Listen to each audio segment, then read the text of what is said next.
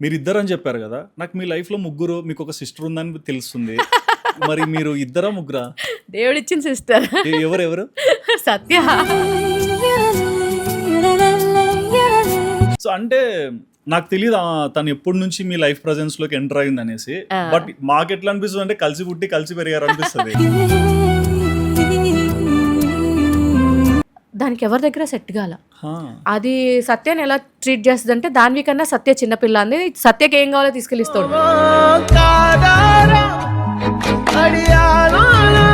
But మీరు చాలా మటుకు ఎక్కువ కంటెంట్ పోస్ట్ చేయరు. ఎందుకలా? వద్దు అని, అంటే పర్సనల్ లైఫ్ కొంచెం పర్సనల్ లైఫ్ గానే ఉండాలి. ఒక విషయాన్ని దీని ద్వారా థంబ్నెయిల్స్ ద్వారానో ఇంకో ద్వారానో దాన్ని చాలా నెగిటివ్గా కూడా చేస్తున్నారు. లోపల ఒకటి బయట. మీరిద్దరు అని చెప్పారు కదా! నాకు మీ లైఫ్‌లో ముగ్గురు, మీకొక సిస్టర్ ఉందని తెలుస్తుంది. మరి మీరు ఇద్దరా? ముగ్గురా? దేవుడిచ్చిన సిస్టర్ ఎవరెవరు? సత్య. శ్రీ సత్య. ఎగ్జాక్ట్లీ. సత్య. సో, అంటే నాకు తెలీదు తను ఎప్పటి నుంచి మీ లైఫ్ ప్రెజెన్స్‌లోకి ఎంటర్ అయిందనేసి. ఆ. బట్ మాకెట్లా అనిపిస్తదంటే కలిసి పుట్టి, కలిసి పెరిగారనిపిస్తది. చాలా మందికి అదే డౌట్ తెలుసా, కింద కామెంట్స్ లో వాళ్ళే పెట్టుకుంటారు. హ్మ్. సత్య ఏమవుతుంది అంటే అంజలి గారి చెల్లెలు లేకపోతే పవన్ గారి చెల్లెలు అని చెప్పి వాళ్ళే డిసైడ్ చేసేసారు నా ఫ్యామిలీ అని. 2 years అవుతుంది సత్య మా లైఫ్ లో వచ్చి. 2 years ఆఫ్ బాండ్. అంతే. 2 years ఆఫ్ బాండ్. నమ్ముతారా మీరు? అంటే మీ వ్లాగ్స్ లో మీరు చూసే ఉండొచ్చు. మీకు అబ్బాయి పుడతారు, అమ్మాయి పుడతారని తను కూడా ఒక క్లమ్జీలో పడిపోయి అవును, అబ్బాయికి షాపింగ్ చేస్తుంది, అమ్మాయికి అమ్మాయికి షాపింగ్ షాపింగ్ చేస్తుంది. చేస్తుంది. బేసిక్ గా మాకు టెన్షన్ ఉండే, ఎందుకంటే దాన్ని ఫిక్స్ అయిపోయింది Hmm. తమ్ముడే. చెల్లి పుడితే నేను ఎవరికైనా ఇచ్చేస్తా, ఎందుకంటే నా బట్టలో నా మేకప్ తీసుకుంటుంది. తమ్ముడైతే నన్ను ప్రొటెక్ట్ చేస్తాడు. Hmm. ఇదే నేను సత్య ఏంటిది ఇలా అయ్యింది, రేపొద్దు నిజంగా పాప పుట్టింది అనుకో అది యాక్సెప్ట్ చేయదని సత్య ఏం చేశాడంటే, సత్య వాళ్ళ అక్క ఓన్ సిస్టర్ ఉన్నారు, అవును. తనకి 2 పిల్లలు, Hmm. శ్రీదేవికి పాప బాబు. చూసావా రజవికాని కొట్టేస్తాడు తమ్ముడు ఉంటే అని చెప్పి మేము అట్లా పర్లేదు నన్ను కొట్టినా పర్లేదు అని చెప్పి అలా. సో మాకు తెలియక నేను ఆ టైంలో అసలు షాపింగ్ అందులో మనకి అచ్చి రాలేదని ఒకటి ఉండింది. ఫస్ట్ అంతా ప్యాక్ చేసి అవ్వలేదు కదా. అవును. సత్యకి చెప్పా, సత్తి ఇది ఇలా ఉంది పరిస్థితి, బాయో గర్లో రేపొద్దున డెలివరీ అవ్వగానే హాస్పిటల్కి కొంచెం నాకు కావాల్సిన థింగ్స్ తీసుకో అంటే మా దాంట్లో కొంచెం ఏంటంటే ముందే తీసుకోం ఏదైనా బేబీ సో పుట్టిన అక్కడ తర్వాత వచ్చిందని చూద్దాంలే బట్టేసి అని ఓకే. అని ఇంకా దానికి ఫోన్ చేస్తే లేదు నేను చూసుకుంటాను, ఏదేమైనా ఏం జరిగినా ప్రతిసారి తను ఉంటుంది. నాకు ఎందుకో అలా కనెక్ట్ అయింది తెలియదు కానీ దాన్వికి కూడా చాలా కనెక్ట్ అయింది సత్య. ఆ, నేను ఫస్ట్ పోటీకి స్టార్ట్ చేసినప్పుడు ఆ, ఎప్పుడు నేనే షూట్ చేస్తాను దాన్వితో, ఒకసారి చేంజ్ చేద్దాం అనిపించింది. ఓకే. అనిపిస్తే నాకు ఎవరు ఇదా అంటే సత్య దాన్వి కొంచెం సిమిలర్గా అనిపిస్తారు అని నేను అడిగాను సత్యాని ఫస్ట్. ఒక షూట్ చేద్దామా అంటే ఓకే అక్క చేద్దాం. ఆ ఫస్ట్ షూట్లోనే మీరు నమ్మరు, ఫస్ట్ దాన్వికి నేను సాంగ్ చేసినప్పుడు ఫస్ట్ ఒక ఫోటో షూట్ చేసాం. అది తులసి అమ్మ దగ్గర, తులసి కోట దగ్గర ఇట్లా లంగావణిలో హ్యూజ్ లో అది బాగా రెస్పాన్స్ అయింది. కన్నడ మలయాళం వాళ్ళు కూడా దాని మీద మార్నింగ్ కొటేషన్స్ పెట్టి పంపించుకుంటూ ఉంటారు ఓ, బాగా అసలు. అలా నాకు అనిపించిన ఫీల్ వాళ్ళిద్దరిని ఆ లంగావణిలో ఎల్లో కలర్ లంగావణి చూసి నేను ఏడ్ చేశా. వాళ్ళిద్దరిని చూసి అల్లే భలే ఉన్నారు మీ ఇద్దరు, అవును. నా దిష్టి తగిలిద్దేమో, like sorry to say this అంటే ఫీచర్స్ కూడా సేమ్ కనిపిస్తాయి. ఉంటాయి. నాకు అనిపించింది మీ ఇద్దరు అలా అనిపిస్తున్నారు, ఈ రీల్ చాలా బాగా వెళ్తుంది. నిజంగానే అది 40 million పైననే పోయింది, అంత అనిపించింది. అదేంటో తెలీదు, దాన్ని చాలా మందితో షూట్స్ చేసింది, బట్ సత్యతో ఉన్న బాండింగ్ దానికి ఎవరి దగ్గర సెట్ కాల. అది సత్యని ఎలా ట్రీట్ చేస్తుందంటే దాని కన్నా సత్య చిన్నపిల్ల అంది. సత్యకి ఏం కావాలో తీసుకెళ్ళిస్తూ ఉంటుంది. అండ్ ఇంకోటి అంటే బేసిక్గా ప్రతి ఒక్క మదర్ కూడా పిల్లల ప్రేమ నాకే కావాలని కోరుకుంటారు. బట్ ఎప్పుడైతే కొంచెం ప్రేమ అటు ఇటుగా ఫ్లక్చువేట్ అవుతుందో కొంచెం పొసెసివ్ అవుతుంటారు. మీరు ఎప్పుడన్నా అయ్యారా? టు బి హానెస్ట్ లేదండి, ఎందుకంటే నాకు ఈ క్వశ్చన్ చాలా మంది నాకు కమెంట్స్లో కూడా పెడుతూ ఉంటారు, మీరు మదరేనా, మీరు పొసెసివ్ అవ్వరా అని. సో మదరే, ఎంత ఎలా ఉన్నా మదరే, అది ఉంటుంది. ఓకే. కానీ సత్య విషయంలో ఏంటంటే నాకు సత్య అంటే చెల్లి ఓకే, పిలవడానికి అక్క చెల్లి అని పిలుచుకుంటాం, కానీ నాకు కూడా అది ఇంకొక బేబీ లాగా. ఓకే. సో ఇద్దరు బేబీస్ ప్రేమగా ఉంటే ఏ మదర్కి అది రాదు కోపం. అందుకే నాకు వాళ్ళిద్దరి విషయంలో రాదు. ఇప్పుడు వాళ్ళిద్దరు కొట్టుకుంటారు, దానికి షూటింగ్ ఉన్నప్పుడు రాలేదనుకో ఇంకా అలుక్కుంటూ ఉంటారు. అమ్మో అసలు సత్యాన్ని అయితే టార్చర్ చేస్తుంది. అండ్ మీ ఫ్రెండ్ సర్కిల్ కూడా చూసా, చాలా మంది బీబీ సెలబ్రిటీస్ కానీ సీరియల్ ఆర్టిస్ట్ కానీ ఎక్కువ మంది కనిపిస్తుంటారు మీ చుట్టూ. వాళ్ళు స్టోరీ పెడితే అందులో మీరు కనిపిస్తారు. బట్ అట్లా అంటే జనరల్గా ఈ రోజులో ఏంటి, సోషల్ మీడియా అంటే ఏదో ఒక వీడియో చేస్తున్నాము, కంటెంట్ పెడుతున్నాము, సో కలిసినప్పుడు ఇట్లా ఉంటారు. బట్ మీరు చాలా మటుకు ఎక్కువ కంటెంట్ పోస్ట్ చేయరు. ఎందుకు అలా?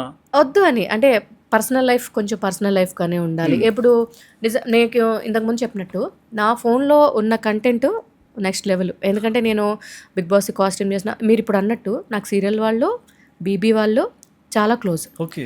ఎలా అంటే రెగ్యులర్గా నా ఇంటికి చెప్పకుండా వచ్చేంత క్లోజ్. అర్ధరాత్రి కూడా నేను కన్సీవ్ ఉన్నప్పుడు కూడా, ఇప్పుడు శ్రవంతి ఉంది, టక్కని ఫోన్ చేసి ఏమైనా తింటావా అర్ధరాత్రి 12ంటికి అట్లా, లేదు నాకు ఇది తినాలందంటే టక్కున వచ్చేది. ఒక రోజు అయితే తనున్నప్పుడు ప్రియాంక జైను, శివు ఏవో మ్యాంగోస్ తీసుకుని వచ్చారు. అప్పుడే అర్జున్ వచ్చాడు, అప్పుడే సిరి వచ్చి, అలా అందరూ టక్కని నన్ను చూడాలి అనుకోగానే వచ్చేస్తారు. నాకు అసలు కాల్ కూడా చేయరు. ఇప్పుడు మీరు చూస్తే కూడా వచ్చిన వాళ్ళందరూ నాకు కాల్ చేయకుండా, కాల్ చేయనప్పటికీ ఆ స్పేస్ మీరు ఇచ్చారు. ఎప్పుడన్నా వచ్చి బెల్ కొట్టొచ్చు, డోర్స్ ఆర్ ఓపెన్. ఆ స్పేస్ ఇవ్వడం గ్రేట్ కదా. అంటే ఎప్పటి నుంచి బాగా తెలుసు కదా. సో మా దగ్గర మేము తీసుకున్న ఫోటోలు, మేము చేసిన అల్లరి ఇదంతా కూడా అసలు మేము పెట్టుకోం. ఓకే. ఎప్పుడన్నా మీరు ఎప్పుడు చూస్తారు ఏదైనా ఫంక్షన్ లో మేము కలిసి షేర్లే ఉంటాయి, కానీ మేము సినిమాలకు వెళ్ళేవి, బయటకు వెళ్ళేవి, మా ఇంట్లో ఉండేవి అసలు నేను పెట్టను. మా స్పేస్ అది, ఆ స్పేస్ వాళ్ళది కూడా కదా, వాళ్ళది కూడా మనము అది తీసుకోకూడదు. ఎందుకంటే మనల్ని నమ్మి మనం ఇంత ఫ్రీగా ఉంటున్నప్పుడు అవన్నీ మీడియాకి అవసరం లేదు. And coming to social media, so YouTube అనే ప్లాట్ఫామ్ ప్రతి ఒక్క సెలబ్రిటీ కూడా స్టార్ట్ చేస్తున్నారు. ఎందుకంటే ఆడియన్స్తో కనెక్షన్ ఉండాలి, వాళ్ళు చూపించే లవ్ కానీ వీళ్ళు చూపించే లవ్ కానీ ఈక్వల్గా ఉండాలనేసి. అండ్ మీరు యూట్యూబ్ స్టార్ట్ చేశారు, దానికి రీజన్ ఏంటి? అండ్ ఫస్ట్ వీడియో కూడా గీతా మాధురి గారితో ఓపెన్ చేయించారు. ఏంటి, ఏమన్నా ఉందా లక్కీ చామ? ఆబ్వియస్లీ గీత నా లక్కీ చామే. నేను ఈవెంట్స్ చేసినప్పుడు కూడా నా ఫస్ట్ ఈవెంట్ గీతతోనే చేశాను. ఓకే. ఈవెంట్స్ చేసినప్పుడు సో మాకు చాలా మంచి ర్యాప్ ఉంది. అంటే అది చెప్పాను కదా, అన్నీ మనం బయటికి చూపించుకోమని. సో అట్లా మంచి ర్యాప్ ఉంది. నేను యూట్యూబ్ స్టార్ట్ చేస్తున్నప్పుడు నాకు ఎప్పటి నుంచి చెప్తున్నారు యూట్యూబ్ స్టార్ట్ నాకు మనకి ఏముందిలే అంత అనిపించింది. ఎప్పుడైతే నాకు దానివి పుట్టిందో అప్పుడు నాకు అనిపించింది, ఓకే మనం ఎందులో పెట్టినా పోతాయి మెమరీస్, ఇందులో ఉంటే బాగుంటుంది.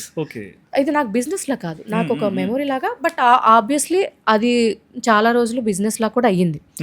సో అప్పుడు ఏమనిపించింది అంటే, ఓకే నాకు గీత ఇది కాబట్టి ఫస్ట్ ఎపిసోడ్ నేను గీతతో చేద్దాం అనిపించింది. ఎందుకంటే అప్పటికి దాని పుట్టినా నేను చూపించలేదు. అంటే గీతకు ఫోన్ చేశా, ఇట్లా అనుకుంటుంటే ఆబ్వియస్లీ నువ్వు రా ఎప్పుడైనా అని చెప్పేసింది. అలాగే నాకు బొటిక్ చేసినప్పుడు కూడా ఫస్ట్ వీడియో గీతనే పెట్టింది. చందమామ స్టూడియో ఇప్పుడు బుక్ది చేసినప్పుడు కూడా ఫస్ట్ గీతనే పెట్టింది. So Geetha is my lucky charm అనమాట. ఏదున్నా నేను తనకి ఫోన్ చేస్తా ఎనీ టైం, అసలు ఎప్పుడు తను నో చెప్పదు.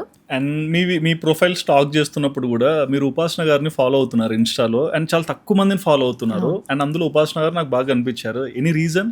లేదండి, ఆవిడ అందరికీ ఆబ్వియస్లీ ఇన్స్పిరేషన్ అనే చెప్పాలి. అండ్ నేను ఉపాసన గారి గురించి చాలా విన్నాను. ఏంటంటే జనరల్గా మనకి ఏమీ లేకపోయినా మనం అలా ఉంటాం, బట్ ఆవిడ అంత డౌన్ టు ఎర్త్, అన్ని ఆస్తి ఉన్నా కూడా ఆవిడ ఏ రోజు ఇది లేదు. అండ్ ఆవిడ చేసే హెల్పింగ్ కానీ, ఆవిడ చేసే మంచి పనులు కానీ, ఇవి నేను చాలా విన్నాను. అంటే ఆవిడ ఇంపాక్ట్ కూడా చరణ్ గారి మీద చాలా ఉంది, చాలా చేంజ్ అయింది అని చెప్పేసి నేను ఆవిడ గురించి చాలా విన్నాను.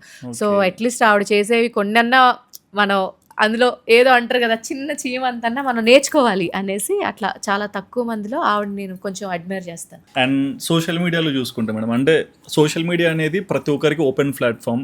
₹1 ఇన్వెస్ట్ చేయకుండా సరే నెట్ ఉంటే చూడొచ్చు. సో ఇందులో ఏంటి జడ్జిమెంట్స్ కూడా ఈజీ, ఫ్రీ ఆఫ్ కాస్ట్ అనేస్తారు, కమెంట్ చేస్తారు, పాజిటివ్ ఆర్ నెగిటివ్ రెండు నడుస్తాయి. సో సోషల్ మీడియాలోకి ఎంటర్ అయ్యాక అంజలి గారు నేర్చుకున్న విషయాలు ఏంటి? అంటే సోషల్ మీడియా అనేది కొంతవరకు మనకు అవసరమే. ఏంటంటే ఇదివరకు మన వర్క్ మాట్లాడేది, ఇప్పుడు మన సోషల్ మీడియానే మాట్లాడుతుంది వాట్ వీఆర్ అనేది నేను బిలీవ్ చేస్తా. అందుకే చూడండి, ఒకప్పుడు సినిమాల్లోనే చూడగలిగిన స్టార్స్ ఇప్పుడు అందరూ కూడా మనకి సోషల్ మీడియాలో అవైలబుల్గా ఉన్నారు.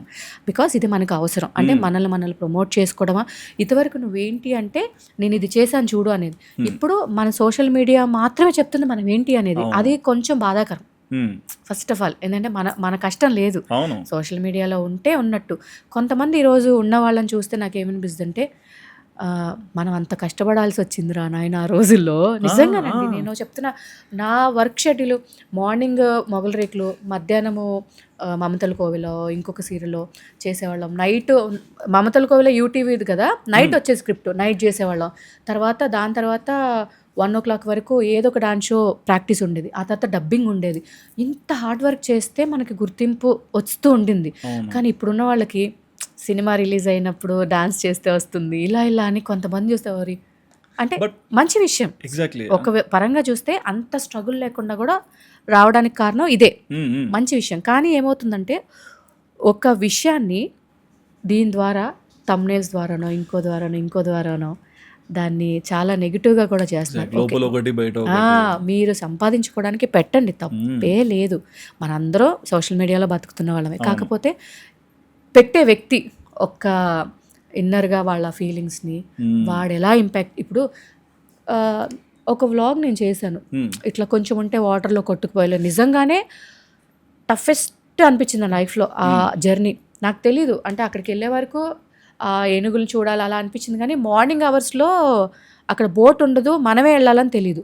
ఆ థ్రెడ్ పట్టుకొని వెళ్ళేటప్పుడు సడన్గా వర్షం, ఆ వాటర్ ఫ్లో, నిజంగా దానివి పడితే నేను పడినా అసలు ఆ రాళ్ళకి ఏమవుతుందో తెలియదు. అది నేను కొంచెం తీసి బ్లాగ్ పెట్టా, దానికి మా అమ్మాయి ఫోటోలు వేసేసి చాలా రచ్చరచ్చ చేశారు. అలాంటప్పుడు ఏమైందంటే నాకు తెలుసు మనం ఏంటి అని. కానీ ఊర్లలో ఇంకెక్కడైనా ఉన్నవాళ్ళు పెద్దవాళ్ళు ఏమనుకుంటారు, సడన్గా పానిక్ అవ్వరా, అంతే కదా, ఇబ్బంది పడరా? అది ఎందుకు ఆలోచించరు మీరు? మీకు వచ్చే ₹1 ₹2 అది ఎలా నిలబడిద్ది అవును అనేది నా ప్రాబ్లం. ఇలా చాలా సిచ్యువేషన్స్ నేను మా వాళ్ళవి చూశాను. ఉన్నాయి మేడం. ఏమీ లేకపోయినా చాలా ఉంది అని క్రియేట్ చేసి, అందుకే ఇంటర్వ్యూస్ అవి ఇవ్వాలంటే భయం. But thank you so much. లేదండి, నేను చూస్తాను మీ ఇంటర్వ్యూస్ చాలా నీట్గా. Thank you madam.